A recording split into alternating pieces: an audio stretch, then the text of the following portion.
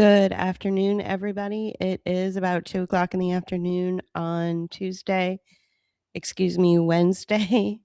January 7th, 2026. This is audio only. I'm not going to be on camera today. I might be on camera later on this week.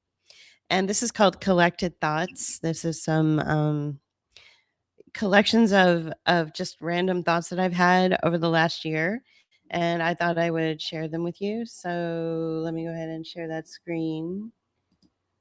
Um,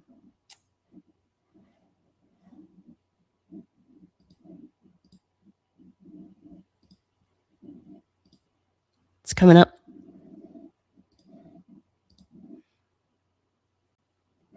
Okay. All right, there you go. You should be able to see it. Collected Thoughts by me at Book of Hours. So let's just get right into it. This is not a very long broadcast at all. This is just part of the individuation process.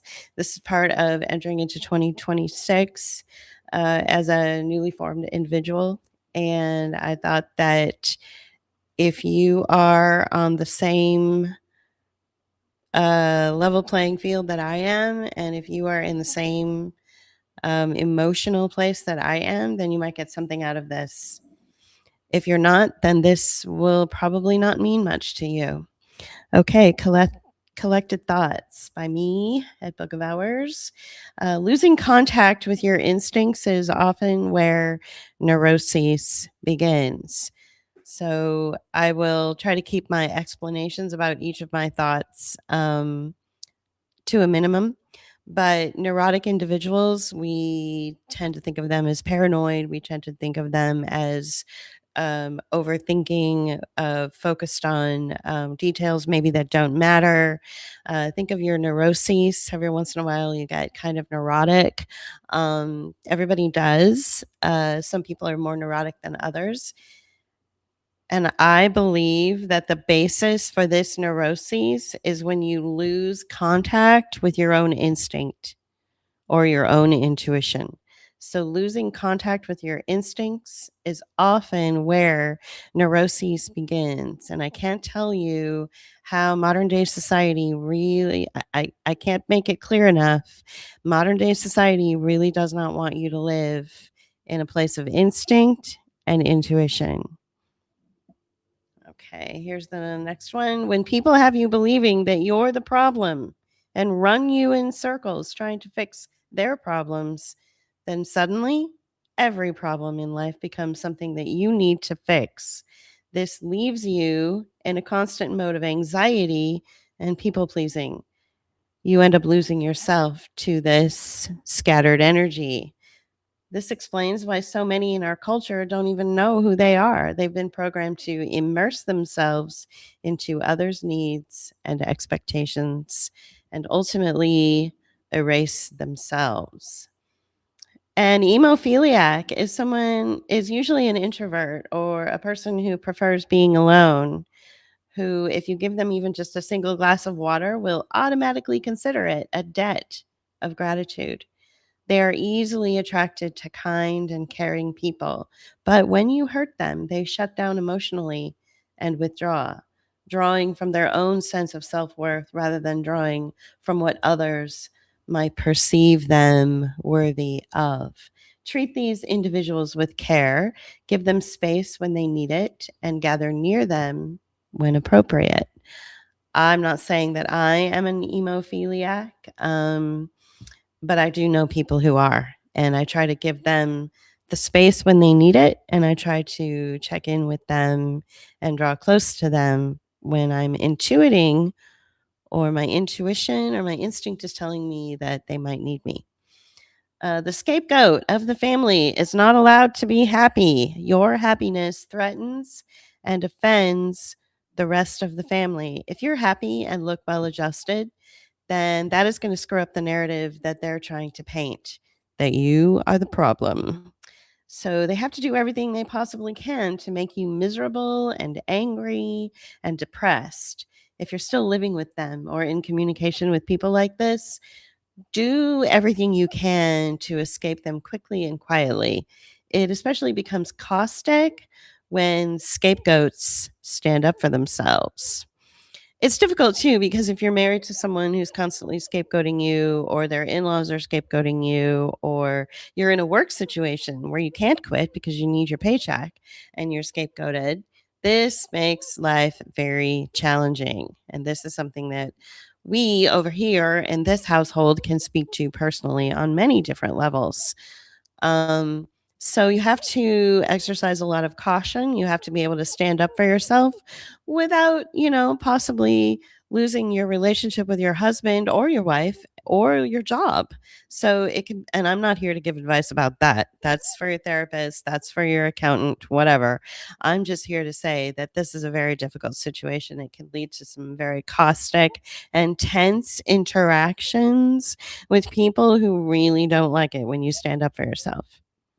So, someone who tried to put you through a humiliation ritual is now being humiliated in the same way. The difference is they aren't as strong as you. The further difference is they've cultivated fans or flying monkeys who feel inclined to support them during their humiliation and pain when no one supported you. So, yeah, fuck those people. um, Watch out for people who disrespect you, humiliate you, antagonize you, belittle you, throw accusations at you, and then turn around and try to set limits on how you're allowed to respond to them. You're a grown ass adult. You're allowed to respond to their bullshit any way you want. So I am giving you permission, me right now, I'm giving you permission that if there's anybody in your life that's disrespecting you, putting you through regular humiliation issues, antagonizing you, belittling you on a regular basis, throwing accusations at you, or even making you feel like you're less than in some way, you're allowed to respond to that. You're allowed to call it out. You're allowed to diagnose it. You're allowed to describe it in any way you want, preferably straight to their face. And you are allowed to say, I'm not taking this from you anymore. Figure out how to respect me. And if you can't respect me, then shut the fuck up. And that's how it goes. What is crazy is that a bully's ability to mistreat others, then act as if they're the victim. Oh, that's classic, right? People go around bullying people, and then the minute it's people start to discover that they're a bully, they turn around and look like they're the victim. Yeah, that's classic. Never underestimate how far a jealous person will go to destroy you. Don't underestimate that, not for one bit. That speaks for itself. Watch out for people who project their flaws onto you. They don't just project their flaws, they install them in you. This is called projective identification, and it's one of the most dangerous psychological tactics used. A person can't tolerate their own flaws. Anything that threatens their inflated self image, envy, deceit, insecurity, cruelty, malicious intent, it's impossible for them to admit. Instead of facing it, they shove those traits onto someone else. They pick a target who can carry their projection. Usually, it's someone who's empathetic, self reflective, or vulnerable. Someone who second guesses themselves, someone with a history of complex abuse trauma or tends to bond with trauma. These are the people who already play the peacekeeper role. And as a result, they become an easy target and an easy mark for someone else's projection identification. So I would recommend kind of looking up the term projection identification, wrapping your head around that. It's a little complicated. And I'd also like to throw out the caveat that I'm not a therapist. I'm not a, I'm nothing like that. I'm just someone who's trying to individuate and integrate into my true self. And this is something that, I experienced through 2025 and continue to experience today. I went through my initiation process. I walked through hell in 2025, and I still have some of those flames flickering about my ankles, but whatever, I'm still walking through fire. When you walk through fire, you are initiated. It's an initiation process. And my process of initiation is individuating me. There are people who exist where the end of the relationship with them just won't end on good terms, because to them, relationships are a zero sum game. So someone must win or someone must lose. They can't tolerate a respectful mutual parting of shared accountability. In their mind, if you're not submissive or apologetic or clinging to them, then you're a threat to their self image. So to win, they need to frame you as the bad guy, the abuser, the selfish one, the unstable one. Even if you try to have peacefully, or even if you try to leave the relationship or the situation peacefully, or in a kind way or kindly, or you have a kind, empathy driven conversation about why they want to end the partnership, they often respond with anger, resentment, the silent treatment, smear campaigns, or playing the victim to others. Their fragile ego cannot handle rejection or loss of control, accountability for their actions in a relationship, or even a mutual separation of interests. So they rewrite the entire ending to preserve their sense of superiority. And you see this a lot on social media through gossip. Oh my goodness. This is one of the reasons why I haven't been on Facebook for, I guess it's going on 2 years now. There's a lot of gossip. There's a lot of bullshit. I'm sure there's a lot of shit that's been said about me. And, if anybody is listening to this knows my old Facebook account and still follows me in these other avenues, whether it's on Substack or YouTube or whatever, and you want to reach out to me and you want to talk to me about, what someone or some ones or individuals may have said about me, feel free to reach out. One person actually did. She's very honest. Love her. So thank you for that. And I was like, yeah, I wish the person the best. She's actually this individual that was apparently talking shit about me. She's actually really talented, and I have a lot of respect for her. And that's what I told our mutual friend. So I'm just, I'm saying that it's important to be mindful of people that will rewrite the ending to your friendships or your relationships. It's not just about the relationship ending, though. It's about making sure that they come out on top. And I'm not saying that the individual who was talking shit about me at one point in my life may be the kind of person that wants to come out on top. I'm not saying that. I'm talking about, that there are people out there, and I've been around them face to face with them, and they are brutal. If they could murder you in your sleep, they would. And so these are the people I'm talking about. So they want to make sure they come out on top, even if it means destroying your reputation or peace of mind. And as long as they win, even if winning means burning down Rome to do so, and every lie that they've built to display a false sense of themselves to others crumbles around them, as long as you look bad, they'll blow up their own life to do it. That's the kind of people I'm talking about. Make sure you're standing out of the way so you don't get hit with the shrapnel when their life implodes. We're kind of dealing with somebody like that in our life right now, both JP and me, more him than me.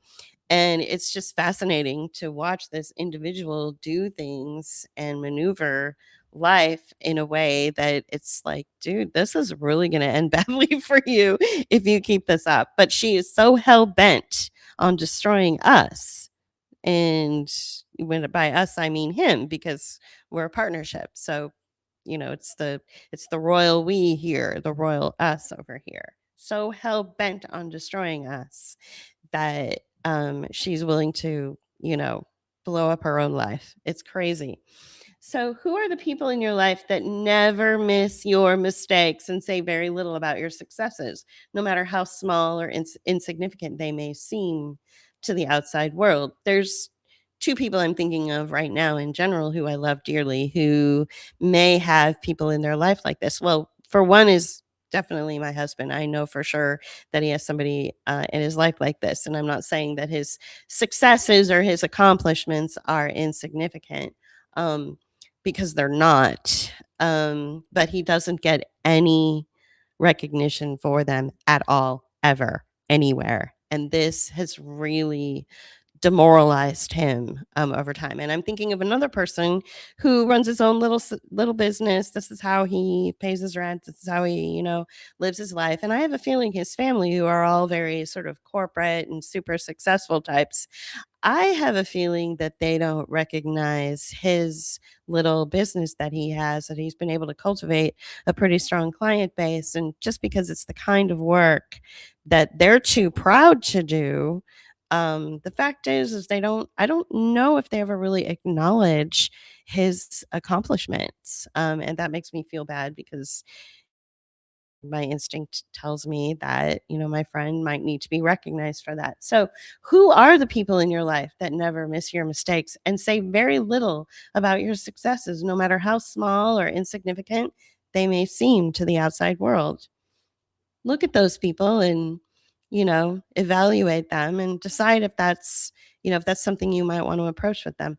One advantage you can have over others with self-inflated egos is to let them believe that you're stupid or clueless. I do that a lot, and it's easy to do because I'm blonde. So, I do it a lot more than you might, a lot more than I probably should. I do it in real life with people who I see that are so hip, like so deep, deep, deep into their trauma and so deep, deep um, into uh, their shit that they can't seem to get out of it.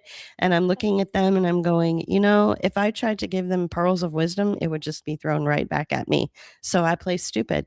And I'm like, wow, I never heard of that. Tell me more, that kind of thing. So I don't mean it to be condescending. I don't mean to be fake.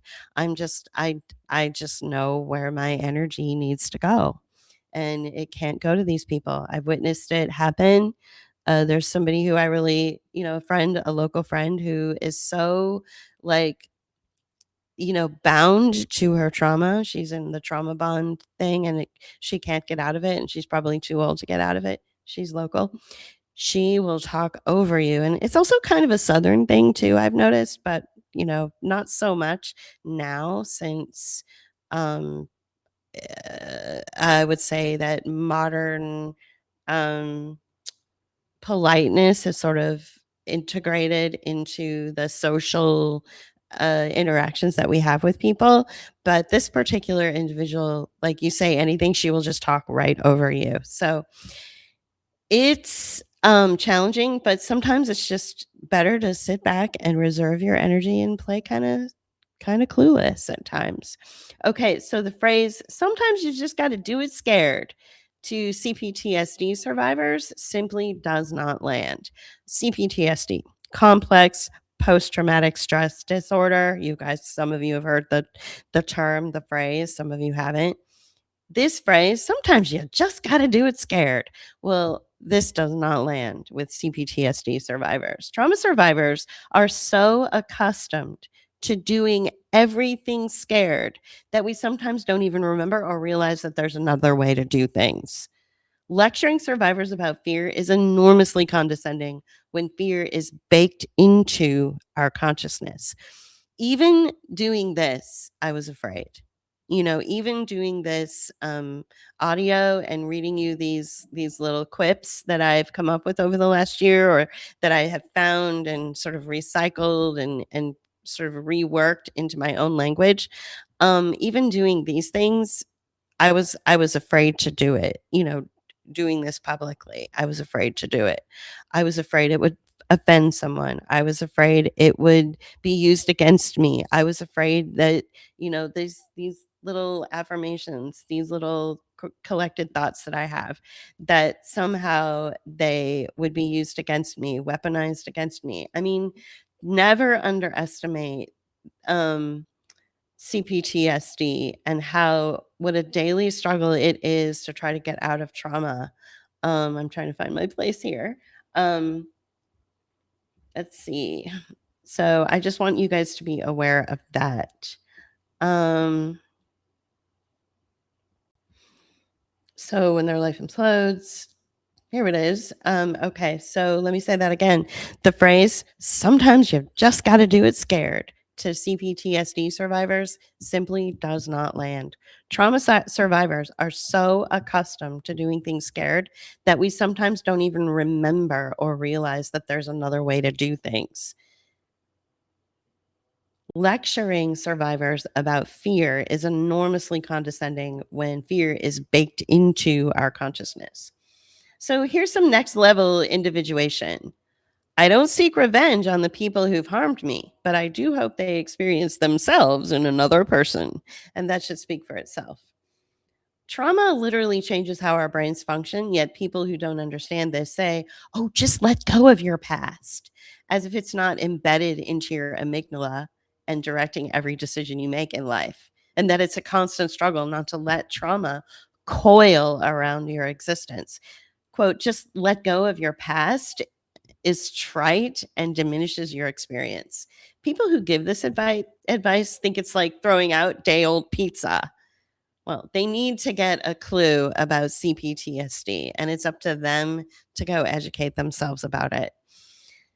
You know, those people who constantly hurt you, then when you finally screw up the courage to describe the pain that they caused you, they ask you why you're ruining their day or why you're trying to start a fight. Answer their question with another question. So, why are you ruining my life? And why did you insist I fight you? If they didn't want to fight, they should have never thrown the first punch. I mean, that's a bit of a cliche, but sometimes a cliche works in this situation.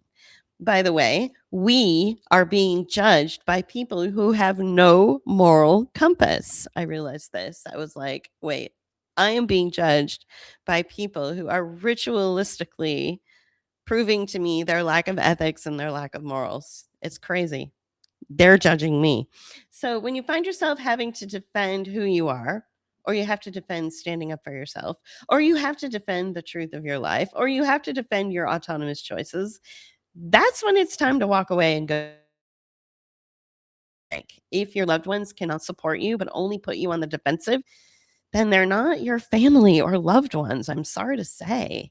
How much are you willing to tolerate before you finally transform? That's a tough one.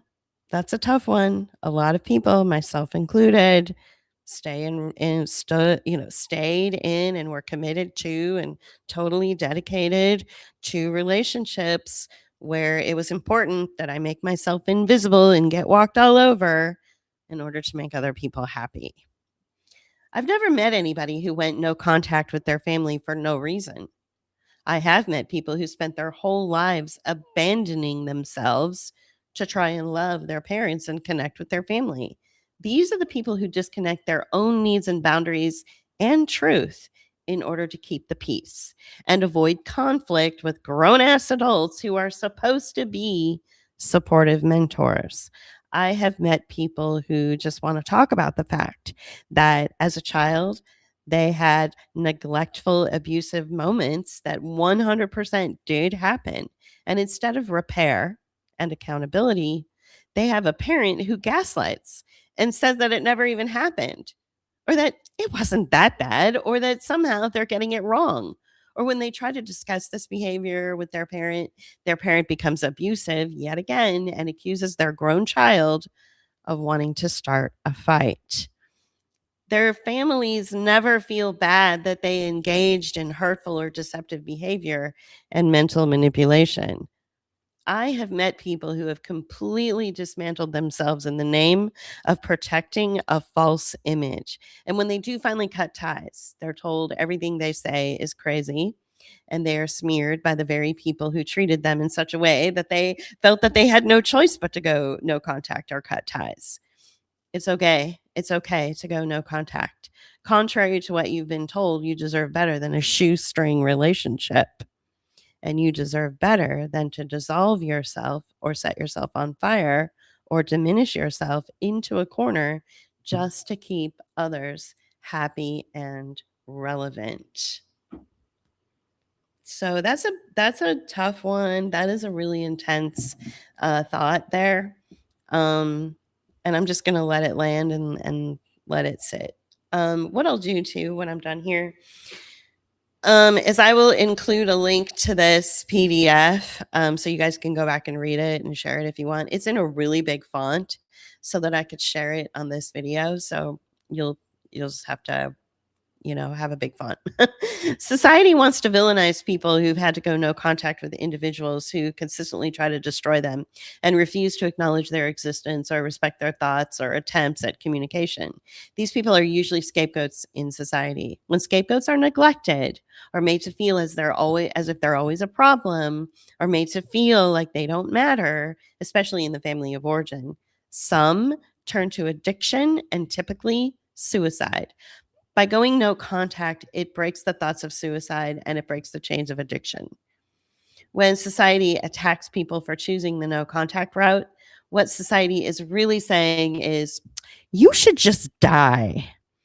So the broader question is, why does our culture love death so much and always want to sacrifice those who individuate and transform? That should also stand on its own. I don't really need to go into that. Without consequences or accountability for immoral or unethical or hurtful actions, it's an investment into fascism and tyranny and a celebration of ill intent, whether it's in the family or the broader culture at large. So, without consequences for your bad actions and your low or zero ethics or your immoral behavior, without consequences and with no accountability, you're just walking right into fascism and tyranny. And unfortunately, it starts in the family, doesn't it? It starts in the family and then it leaks out into the broader culture at large. So, those assholes that focus on trivial details such as the use of fucking profanity, or those dipshits that are embarrassed about your choice in apparel or the way you look? Those bitches that antagonize the fuck out of you and then criticize you for swearing at them and expressing anger and dismiss and condescend to you? These are the same dickheads that introduce irrelevant information into an argument or make unreasonable and baseless accusations in order to misdirect, confuse, and deflate you and your position. They take a huge dump on the truth and then laugh about it behind your back while mocking you and pile on the criticism because you used foul language when describing them. Well, in films, these misdirected actions, like focusing on trivial details and not the broader subject at hand, is called a red herring. And if you're a halfway intelligent person, you can see a red herring coming a mile away. So that also stands on its own. People are studying you. Be careful. It's getting weird out there. It is. More and more people are becoming more and more individuated. More and more people are describing accurately their origin stories. And it's great. Honest people are under scrutiny, attacked, drilled with stupid questions, accused of trying to cause problems or upset the outcome of things, while the dishonest people are coddled, celebrated, and spoiled. Replaying your own trauma over and over again is suffering over your suffering. Allow your trauma to transform you so you may release from the oppression and compression that the pain caused you. Intense compression is how diamonds are made. So these are 2 points that I just kind of said together, but honest people are under scrutiny, attacked, drilled with stupid questions, accused of trying to cause problems or upset the outcome of things, while the dishonest people are coddled, celebrated, and spoiled. Ain't that the truth? I mean, I don't know. It's like Newton's law or something. If you're an honest person, then you're attacked. If you're dishonest and you have no ethics and no morals, then you're coddled in society. I don't know why that works that way, but it really sucks. And then the other point that I was making is not to suffer over your own suffering. So don't replay your and become addicted to,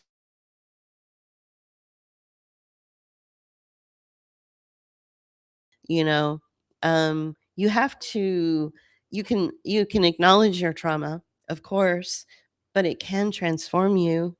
And by acknowledging the trauma, learning from it, holding on to it to a certain point, you can be released from its oppression and then realize that the compression that society put on you or that your family put on you, where they were constantly, neglecting you or wanting you to keep silent, so much so that you may have even lost your voice, maybe you even stutter. This intense compression is how diamonds are made. They always say that the people who have, people who are deaf or people who are blind or people with disabilities or people who stutter or people who have, something wrong with them, that's a compression that they didn't ask for because of whatever reason. And sometimes it's directly related to trauma. And these are the people that are the most astute, the most caring, the most level headed, the most funny. They have a good sense of humor. They're the little diamonds in the world. So we have to make sure that we don't just try to bury our trauma, but allow it to individuate us. So be wary of people who don't believe it came from you, as if your own mind and your own instinct and your own thought process and your own observations about the world can't possibly be that astute. Like the time someone said to me, "Was this your idea or your husband's idea?" It's mine, asshole. I'm sorry to disappoint. um, I don't take offense to that at all because I think that that's just the natural um, course of things, and especially with the relationship that my husband and I have, which, we finish each other's sentences, we have similar personalities, we even kind of look alike a little bit. Like a lot of people are like, okay, so where does he end and she begin? Where does she end and he begins? Like, so it's a fair question. Does this come from you or your husband? No, it comes from me most of the time. Some of the worst people in the world are the best parents, the most philanthropic, and give to a host of charities and do a lot of work with their church and community. And it's to cover up their devious, destructive day to day interactions with individuals who they destroy, humiliate, lie about, plot against, and desire to see suffer. Yeah, so those kind of people, I actually had a conversation with somebody recently, and they were talking about someone in their life, and I think a relative or something, and they were like, "Oh, this person is so well loved. Everybody loves them. The work loves them. The family loves them." And I was like, be careful. Those are the kind of people that when they're at that place in life, it's most likely because somebody is lying in a grave somewhere, an emotional grave somewhere. Those kind of people didn't get where they got by being altruistic or being moral or being ethical. They mostly were able to suck the life out of the world around them, suck life's energy into their being because they have no ethics. You can feel when someone isn't being real with you. Their energy is scattered, they're avoidant, they're inconsistent, they interrupt their own sentences and divert to another subject or downplay a direct question. They're not trustworthy in their core, so they can't be honest with you. It's pretty easy to spot. Um, I also want to give that a little bit of a reprieve. I want to get, I know a couple of people who I really love dearly who tend to kind of go from point to point to point to point and interrupt themselves. And it's kind of like trying to follow them through like a squirrely maze or something. Um, it doesn't mean that it doesn't mean that they're being dishonest. It doesn't mean that they have um, evil notions. I think it just means that they're a little bit scattered and that they have a lot going on in their mind and a lot that they want to say, and they're trying to get their thoughts together. But there are those people that, and I do know these people as well, where they're about ready to be honest about something and they realize that that honesty will make them look weak or that it could open up a doorway to them having to be accountable for something. So they close down that conversation and scatter to another subject matter. So this, I know both kinds of people. So there you go. The worst kind of person who sets aside their own aware accountability, makes victims wherever they go, and yet continues to play the victims themselves. These people cannot possibly be human. So this is what I'm talking about. There's certain types of individuals that are totally aware of their zero ethics and zero morals and how they are destructive and dangerous personalities, excuse me. And they end up making emotional victims. And there's, you know, triage is needed for these poor people, for their victims. These individuals are fully aware of their destructive behavior, fully cognizant, fully conscious of how they have no ethics and how they really just they know exactly what they're doing, and yet they always play the victim, always play the victim. So these people are just avoid because there's something kind of not human about them. If you know that you're hurting someone and you know that it's causing them enormous pain, enormous emotional pain or physical pain, and then you turn and you know it, and I don't want to say they find joy out of the pain. I don't think they find some sort of malicious joy out of causing pain, but that they're aware of it and then they play the victim. They're hedging into some sort of anti-life inhumane nature that is very scary to me. Spanking is abuse. It's a ritual in humiliation and teaches the child that being terrorized and fearful of authority is normal. Spanked children often grow up to be the kind of people targeted in society and ultimately destroyed. Cops will target these adults on the road and make up an excuse to give them a ticket, when they don't need a ticket. Employers target these individuals and harass them until they quit after setting them up to fail. Friend circles target these individuals and treat them as the scapegoat or the butt of everyone's jokes. And so spanking is a ritual in robbing a person of their inborn freedom and autonomy. It's immoral, it's weird, and it's not an effective punishment strategy. It's especially sadistic in Christian households where after the ritual is over, the parent reminds the child that they love them and that Jesus loves them. What a weird, fucked up society we are that we even normalized spanking ever. So, you know, I I feel that here's the takeaway with spanking, and I should have written this down. Here's the takeaway. This is what a parent who spanked regularly will tell their child. I spanked you regularly and look how well you turned out. I spanked you all the time when you were acting out. And look, you're this successful, self-actualized, wonderful adult. Look how well you turned out. No. The correct attitude regarding that is you engaged in a humiliation ritual against me as a child, someone who needed guidance, not beatings, on a regular basis. You engaged in this humiliation ritual. You made it so that I was afraid of authority. And so that anytime I needed to stand up in front of people and announce myself or stand up for myself, I became afraid because the 3-year-old in me still thinks that I'm going to have to go get the wooden spoon, right? You did some serious damage to me. And if you're looking at me and you're saying, but look how self actualized you are, and look how confident you are, and look how great you are, and you've come so far in life. If you're looking at me and saying that I am that way despite your attempts to harm me, you see what I'm saying? So, if you are someone who, was ritualistically spanked and you turned out well despite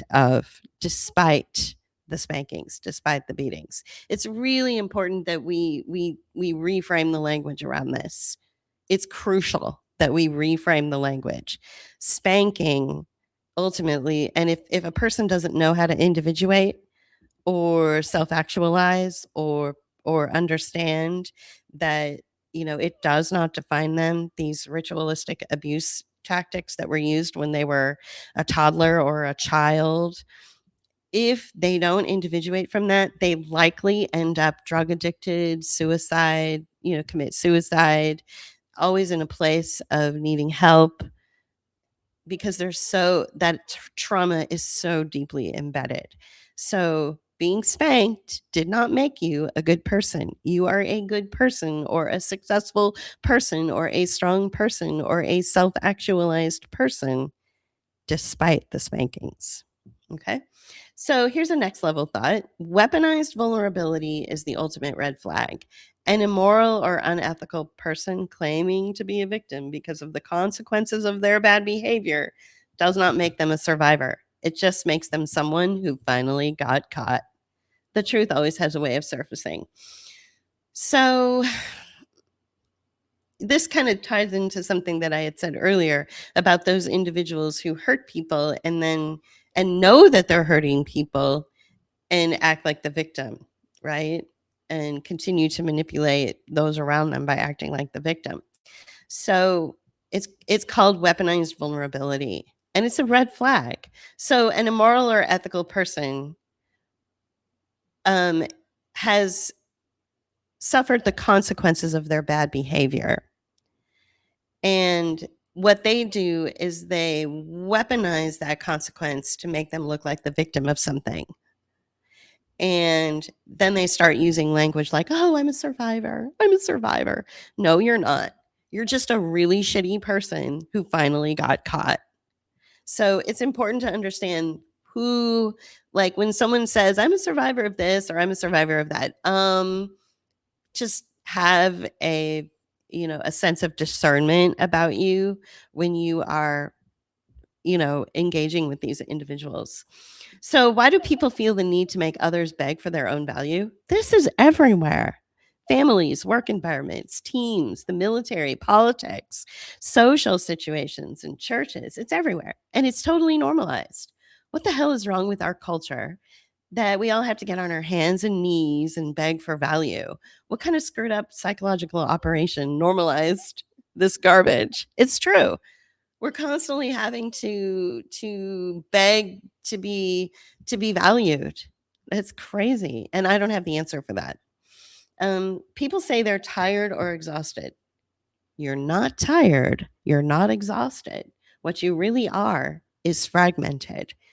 So you have to perform at work to keep the peace, and then you have to perform at school to keep the peace, and then you have to perform at home to keep the peace. And for those new mothers and fathers out there, I feel for you because you're fragmented even more.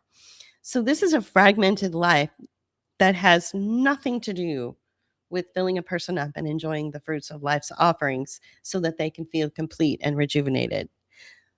Let me put a caveat there. I'm not saying that being a parent doesn't make you feel complete and rejuvenated and that this is the ultimate fruit of life. Of course it is. What I'm saying is that you're so fragmented at work, in your social situations, at school, at home, that you've lost who you are. So this is, and you're always tired, and it's like your soul is tired. You have you have soul exhaustion, and you're like, why am I so tired? So because you're being fractured. So you're fracturing yourselves into millions of pieces just to keep culture norms and attitudes afloat. This has nothing to do with self-awareness or growth. You're not tired. You're just fractured. And I don't know how to fix that either. These are just little thoughts I've had throughout the last year or so of my life. Okay, so the bait and switch. Scapegoats who survive the dysfunction of families are referred to by their family as too much. If the scapegoat survivor shuts down, then the narrative switches and they become not enough. All of this back and forth bait and switch bullshit is avoidance of accountability. Most of your life is one long string of gaslighting. So turn up your light of intuition and expose it. I'm just going to let that land. There is nothing more annoying than someone who expects you to be okay for the shit they did to you. Oh, but if you did it to them, they'd call the entire United States military to assassinate you, mount a legal assault against you that would break the United States judicial system, and throw you into jail surrounded by moats of acid behind bars made of toxic kryptonite. Yeah, to be sure. How dare you do the thing that I'm doing to you? How dare you turn it around on me? Believe me, I've seen this. Learn not to over explain yourself. I need to really work on this one, right? So there are people who want you misunderstood. So you get caught in this loop of over explaining and overextending. These people exist to exploit your vulnerabilities and your trauma. Don't let yourself be open to exploitation and reserve your energy. One thing that I need to work on is when someone asks me a question, if that question makes me feel uncomfortable, or if that question is really insulting or an affront to my character or my morals or my ethics or me just standing up for myself, um, I don't have to answer it. It just occurred to me like practically now at 55. Oh, you mean I I don't have to answer you. I'm a fully actualized, individuated adult. I don't have to answer your fucked up, questions that only are um, trying to engage me into some kind of tension and some kind of tense interaction. I'm not going to take the bait. So be careful of over explaining. You don't have to explain yourself. And I need to teach myself that more and more.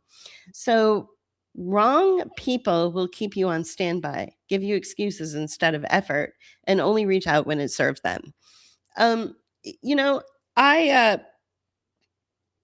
I gotta say, I gotta be honest. There was a time in my life when I was like that. I'm not saying I'm a wrong person, but there was a time where I would be like, I'm reaching out because I need you, or I need help, or I need this, or I need advice, or I need, you know, I have a need, and that's why I'm reaching out instead of just, reaching out to reach out. So but I never put anybody on standby. I've been put on standby plenty of times.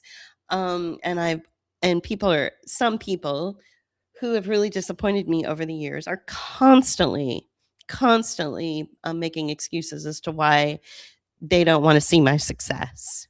There are certain people in my life that absolutely it would destroy their idea of me and the image that they have of me. It would destroy them and destroy their opinion of me and the narrative that they've created in their mind about me if they ever saw where I lived, if they saw my house, and if they saw, how this house is so curated and how creative we are, and what a great connection we have with the people around us. It would destroy their idea of me. you know that's why they're always giving excuses why they can't come by. That's why they're always giving excuses as to why they can't come come visit or whatever. They have a curated image, and they even make excuses like, oh, well, maybe I can't afford it. And that's not true either, because I know for a fact that they've gone other places and done other things and seen other people. So this is about, those people who make those excuses, who are just like, there's this image of you in their mind and they are married to that image. And as long as you exist, that image is not true. There's a falseness about that image that they've created about you. And that's it can be very hurtful. It can be very frustrating because you spend a lot of time and energy wondering why they would think these things about you, and then you just realize, you know what? It's just, for whatever reason, my trueness, my true life does not serve them somehow. So, because they really have to stay focused on that image that they've curated in their mind about me. So this kind of, applies to that statement, wrong people will keep you on standby, give you excuses instead of effort. So wrong people is just kind of a catchphrase for people that have an image about you, and if they were to see what you were really like and who you really were, it would destroy the fabric of their reality. Like their whole world would fall apart, because they're hanging, they're doing a balancing act. And it's a very tenuous existence, to make sure that they hold up a lie. They need to hold up that lie about you. Is there something in your life that you dread? You continually tell yourself to grow up. toughen up. Life is hard. Just dive in. Look, don't ignore the deep systemic dread. It is your nervous system alarming you that something about this task or this situation or this place that you have to go to regularly is morally wrong and ultimately dangerous to your sense of self and your well being. So, dread is a signal, it is your conscience speaking to your inner self. Listen to it and act accordingly. And sometimes you just have to push through. I mean, there's some things I've had to do this week that I really dread. Oh my God. And it was just, ugh, but I had to do it. So, and I knew that my intuition was telling me, unfortunately, you have to face something that you don't want to face. So don't let any adult tell you that their psychological or emotional harm to you was an accident. Bullshit. They're an adult. They know exactly what they were doing. And what they were doing was intentional harm. Period. Loyal people would never do to you what was done to them. Or wait, loyal people, right? Loyal people would never do to you what was done to them. Yeah, exactly. So I'm a loyal person. I would like to think that I don't operate from low morals or low ethics or zero morals or zero ethics. I would like to think that, you know, I am that I am a loyal person and that I would never do those things. I would like to think that about myself. So, your individuation is intimidating. Some people call it your special aura. And I'm sure that each and every one of you that are listening, you have something special about you, and your close knit friends or family or people in your community have probably said, there's just really something special about you. It's been said of me as well. So, there are individuals who will want to compete with that and go out of their way to try to destroy it or snuff it out. Don't let them. Authentic people rarely have superficial, shallow friendships or relationships. Sometimes they have no friends or even family. Society frowns on this, wants to judge them and label them as troublemakers or problematic, and that's why they're all alone. This is a testament to how messed up our culture is. To vilify someone who can only operate in depth and empathic honesty and has a hard time being around the shallowness of the general population is problematic for society as a whole. I think that's an analysis of our society. Our society has a big problem. If we're going to be, you know, um, casting stones at people who don't have like a large cacophony of friends around them at all times, and they're not always caught up in these big, crowds of friends and connections and stuff. And they're more individual and they're more grounded in their sense of self, and their worth comes from within. It doesn't come from peer pressure or anything. And society is going to mock that, and society and our culture is going to look down on that. Then we have a problem with society. You can't make an honest deal with a dishonest person. Duh. Friendship must be mutual. Love must be mutual. Loyalty must be mutual. Honesty must be mutual. Return silence with silence, absence with absence, affection with affection, friendship with friendship, and loyalty with loyalty. No more one sided feelings. Feelings must be mutual. Words are garbage. Actions are gold. Loyalty has never facilitated fairness. Operating from a set of moral standards and a code of ethics causes fairness. Unfortunately, our culture has supported loyalty over morals and ethics. And you could go to some really dark places with the wrong kind of people with no morals and no ethics, but they've been loyal to a cause. So, since when did loyalty ever get us anywhere? No, we have to have an inborn sense of ethics and morals and do what is morally right and and operate out of kindness and generosity and, those spaces and be loyal to ourselves and loyal to our, if you have God or a relationship with God in your life, then be loyal to that. It turns out that schizophrenia, narcissism, personality disorders, psychopathy, and sociopathy are inherited and are now being considered a biological marker. Well, they're looking into it being inherited. So for too long, we have given these anti-life individuals a pass, forgiving them for their destructive behavior because of trauma or some unresolved issue from childhood. Nope, they were just born bad. I don't know how to fix that. I don't think science even knows how to fix that. The only admonition I can give is that it's highly irresponsible for parents not to inform their adult children that narcissism or psychopathy or schizophrenia even lives in the gene pool. So, what would happen if we ever held those people accountable for not disclosing this?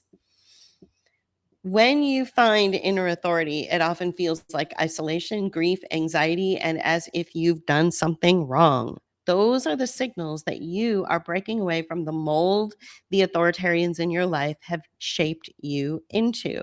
When we think of authority, we think of making ourselves soft and pliable to avoid conflict and follow someone else's demands. When your inner authority breaks away from outer authority, then energy flows correctly from within to help navigate your outside world. No longer from without to shrink you, dissolve you, and disappear you to make the authoritarians in your life feel better about themselves. When inner authority guides your life and integrates, you individuate and become a different person. Here's where it gets tricky.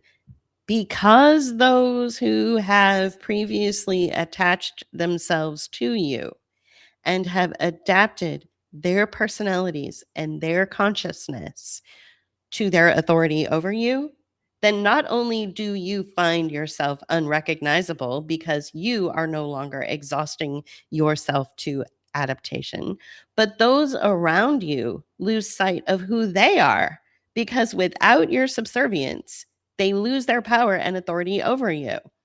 This intolerance of the unknown brings an instability and an anxiousness and a tension. But this will pass as you continue to individuate and demonstrate autonomy over yourself. Find your inner authority.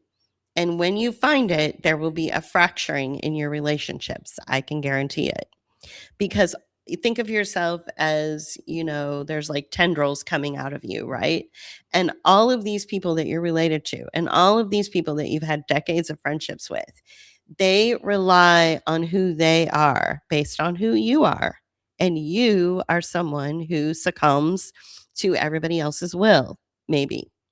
And by expressing inner authority and walking away from the authoritarians in your life and becoming more autonomous with your decisions, suddenly those tendrils that are coming out of you that are connecting to everybody in your life, suddenly they break and they start to dissolve and fracture.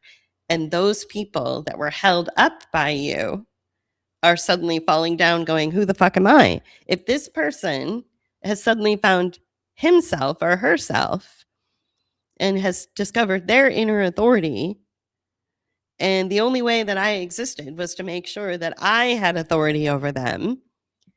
Well, who am I now? So it is definitely going. It's like the fall of Rome.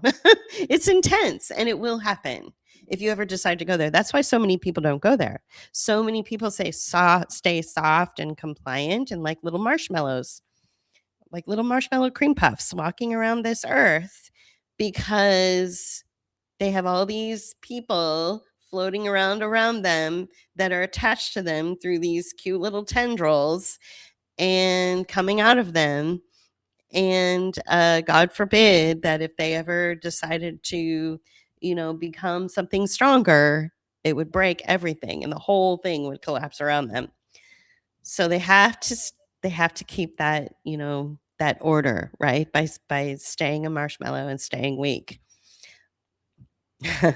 So, it's your decision if you want to do that. Personally, I can't do it. The social contract was broken with the invention of social media. I think that lands on its own. I think I've been talking about this since the invention of social media. I have climbed up onto my soapbox in the middle of town square enough times that I think people know my position on social media and the social contract. Healthy homes are not conflict free. They are repair rich. Okay. So healthy homes have lots and lots of conflict, and healthy homes know how to repair that conflict. You signed an inner contract to tell the truth. When you do, you become the target of smear campaigns, neglect, or gossip among the family, forcing you into the role of scapegoat. You did not sign a contract to become the scapegoat. Hand back the contract for emotional abuse that you did not sign up for. Okay. So that I think that speaks for itself as well.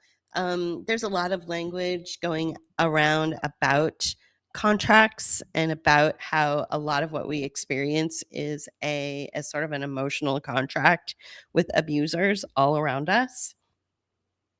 And sometimes it's literally just treating it like, yeah, I'm not interested. Here you go. Here's your contract back. And it can be that simple. The old school ritual of the scapegoat used by primitive societies was to externalize all the violence of the group members onto one single object or animal, usually a goat. This was to ensure that the tribe wouldn't kill each other or create friction in the community. But somehow, in modern times, the externalization of violence onto inanimate objects or a goat has been transferred to humans in the family of origin. Well, that's bullshit. That they need to go back to throwing all their garbage at that inanimate object over there. I would say don't hurt animals, don't do it to the goat, but leave the humans alone to repair and individuate. Stop making scapegoats is basically my attitude about that. Just stop making scapegoats. Portraying an individual in a legal family matter such as divorce, or an employer portraying an individual as unstable to avoid accountability is not only unethical, it can also come with serious legal consequences. So, this is one thing that we're noticing in the professional sector, as since we have this outrageous unemployment, that's growing every day. More and more people are being abused by their employers in ways that are just unprecedented, because the employers feel that they can get away with it because there's so many people, there's hundreds of millions of people that are out of work. So employers feel empowered that they can just kick their employees around, demote them for no reason, target them, abuse them. Unfortunately, a loved one is going through this right now. And you know, the problem with that and turning an employee or a family member, especially if you're in like a divorce setting and say the husband calls the wife psycho and all that, just so that he can have, full custody of the children or whatever, you're you're kind of entering into some pretty dicey territory, and you might want to dial it back. This is what I would tell the employers, or I would tell the angry husband in the divorce court. This can turn into defamation of character lawsuits. This can turn into something very ugly. And plus it's unethical. It's just absolutely unethical. So, and there are legal consequences for unethical behavior in a work environment, and also, in a court environment like family court. So, I think more and more people are realizing that finally and standing up for themselves. Um, some people are only loyal to you in front of you when it happens to benefit them, right? So, just I've had this happen to me. "Oh, you're the best. Thank you so much for all the work you do, da, da, da, da, da." And then the second I was done benefiting them, they couldn't ghost me fast enough. So, yeah, fuck those people. Individuation is the process required for self-actualization.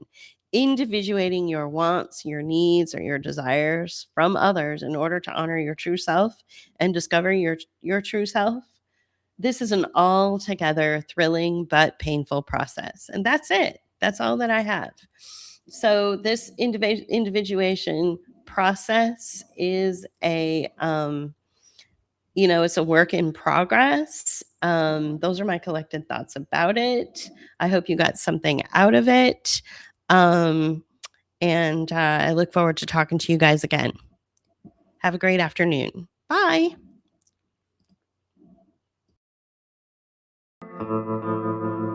You can help us continue our work by becoming a patron at patreon.com/Book of Hours, or leave us a one-time donation at paypal.me/Book of Hours. Or you can use Cash App. Thank you.